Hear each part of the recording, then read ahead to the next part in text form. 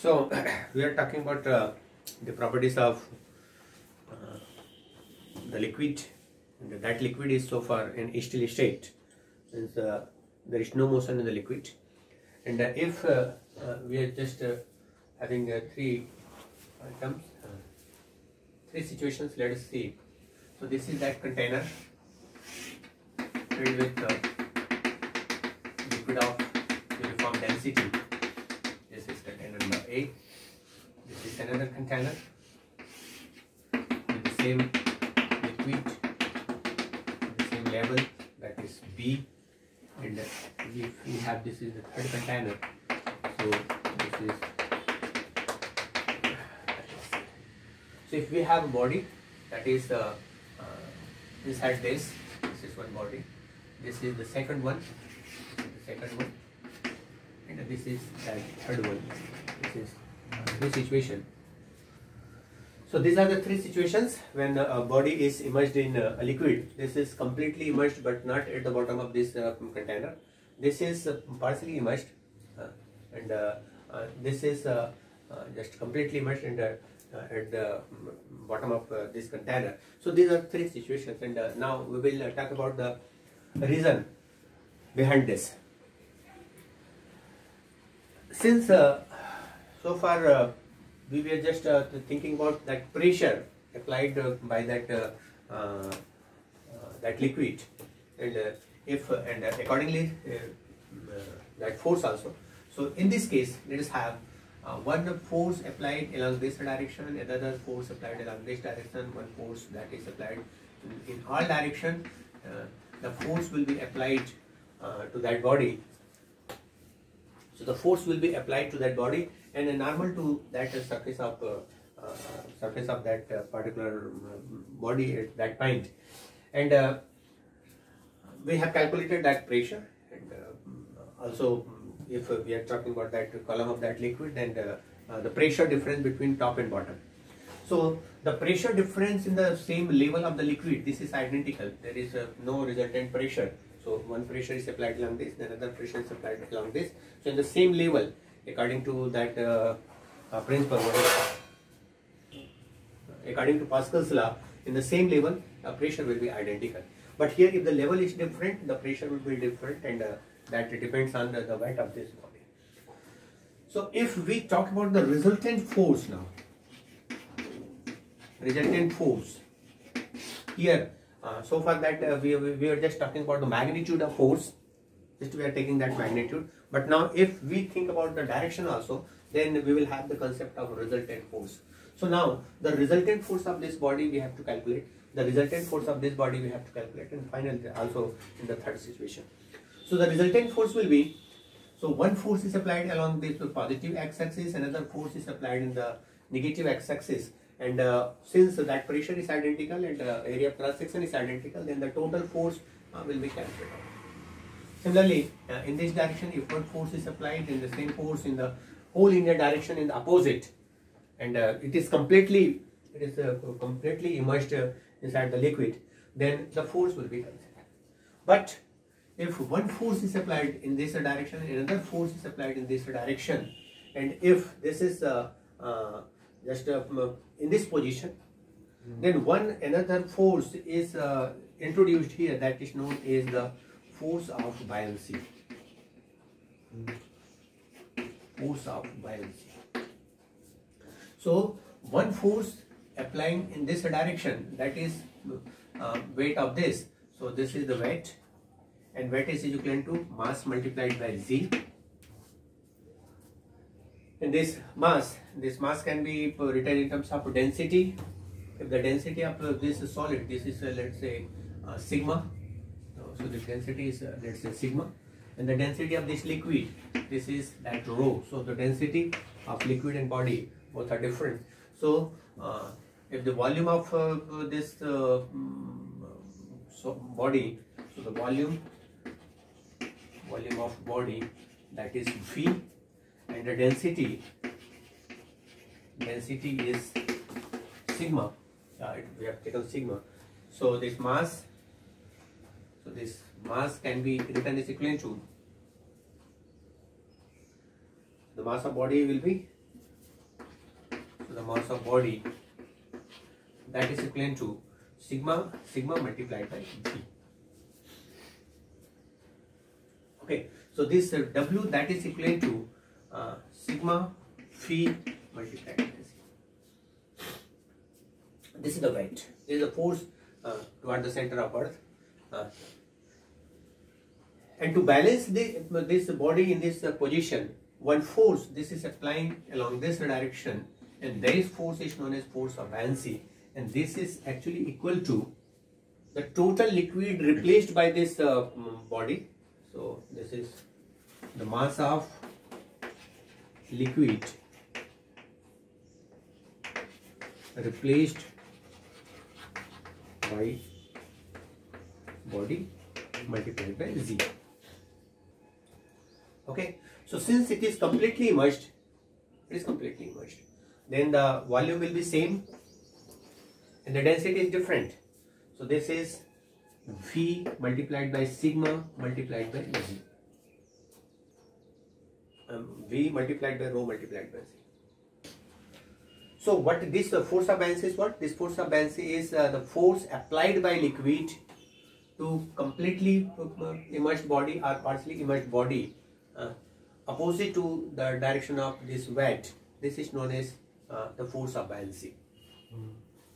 Okay, so if you want to write the definition, the force of buoyancy, so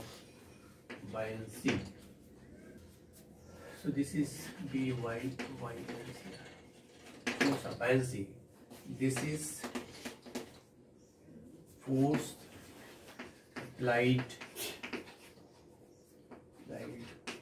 by liquid on the partially or fully immersed body opposite to its weight. So opposite to the direction of weight, this is the force applied by the liquid on the, so this is a completely immersed body, this is partially immersed. So this force of buoyancy we have calculated is mass of liquid replaced. So the mass of liquid replaced, this depends on the total volume of this body. One Archimedes principle is also used here. So the volume is identical here. So this is volume, we have taken V. So here also we will take that same volume. But in this case, we are taking that density of this solid to calculate the weight. So here this density is sigma. But here in this case, in the force of buoyancy, this is related to liquid. So we will consider the density of liquid. So here that density of liquid is rho. Okay. So this is floating that object inside that liquid. Then this condition, the condition number first will be equal to this W. It is equal to this force of buoyancy. So let us see B. So here the direction of force of buoyancy is along this, and the direction of this is that. Okay. Now same condition we will consider here, but the difference will be again here. Its the weight will be worked toward the bottom of this toward the center of Earth, and the force of buoyancy that will be about to this. But this is partially immersed.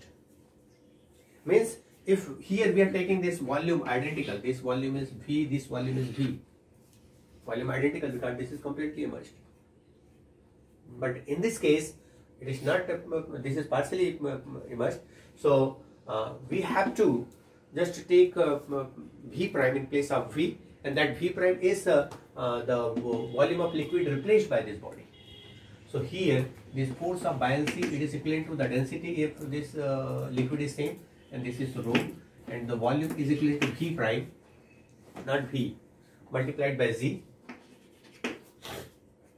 and that weight is same, weight of this body is same. So this sigma V multiplied by Z. So this V is the volume of that body, and sigma is the density of this body, and this rho is the density of liquid, but volume is different. So if we take this V is equal to W, so we will have the ratio of this volume. So this is rho V prime Z, it is equal to sigma V Z. So Z can be cancelled, and V prime by phi can be written as equal to sigma by rho prime, as sigma by. Okay. So also we can calculate, we can have this relation like this. So here just compare this. This is sigma V Z, it is equal to rho V Z. So sigma it is equal to rho. Yes, in this case, the density of that liquid as well as the density of that object, that is identical. And here in this case, the ratio of this density, that is related to the ratio of its volume, where this V prime is the volume of that liquid replaced by this object. Now in the third case, again the force of buoyancy, since it is immersed, the force of buoyancy, this is B, this is its weight W, and since it is at the bottom, it is placed at the bottom of that surface, so according to Newton's law, one normal force will be applied in the opposite direction. And then we have seen in the third or fourth chapter, if any object is replaced on any surface, then if one weight is applied toward the center, and one normal force is applied to this. So this B, this is the force of buoyancy, and this N, this is that normal force applied, and this is W. So this W is equivalent to this weight, that is equivalent to B plus W. Okay. So the difference in three situations. In the first case, this sigma it is equivalent to rho, means the density of this solid, this object, it is equal to the density of that liquid. And in the second case, here this density of this solid sigma, it is less than rho. The density of that object, जैसे wooden block होता है ना, wooden block का density liquid से कम है तो वो float करते हुए ऊपर में फ्लोट करते रहते हैं. So this density of that solid object, it is less than the density of this liquid, then it will be floating on the surface of that, partially immersed on that liquid, or floating the surface of this. And in this case, this sigma is greater than rho. Object की जो density है वो बहुत ज्यादा है, तो नीचे justify iron है. वाटर में अगर कोई आप आयरन जस्ट डिप करो, since the density of that iron that is much more than the density of water, तो वो नीचे सीधा जो है वो उस कंटेनर के बॉटम पे जाके रहेगा. So if this density, it is much greater than the density of liquid, then that object will be at the bottom. If it is less than, then this will be partially immersed in the floating on the surface of this liquid. And if the density is identical, then this will be inside that liquid. And in this case, that force of buoyancy as well as that weight. Okay, so this is the force of buoyancy, which is force applied by that liquid, and the direction of force is always normal to, always anti-parallel to this weight. Okay, so that sometimes it is written like this. This is the force of buoyancy. These are in that direction. If that object is just moving inside that liquid, this is a very long water column, and which we are dropping that object. Then that object is coming down towards that bottom of that liquid. Then this force is applied on it. So after some time, its velocity becomes just a terminal velocity, a constant velocity. There will be no acceleration. Initially, it will be accelerated. We are just dropping one ball of a particular density. Then starting at its starting point, its velocity will be increasing. But after some time, its velocity, its increase in the velocity, at rate of change in the velocity, that will be zero. Means that will come to the bottom with a constant velocity. Okay, this is because of that resultant force. If there is no resultant force, there will be no acceleration. Acceleration is what? This acceleration is related to change in velocity. If that object is moving with constant velocity, means there is no resultant force. So that resultant force is 0 when this force of buoyancy, that is equivalent to this weight. So if these are identical, then the resultant force is 0. So that will come with a constant velocity. There will be no force. But here, this B is greater than its weight. Force of buoyancy is more than its weight. So the force of buoyancy is more than its weight, then it will be partially immersed. And here, that force of buoyancy is much less than its weight. Force of buoyancy is much less than its weight, then this will be at the bottom of the surface.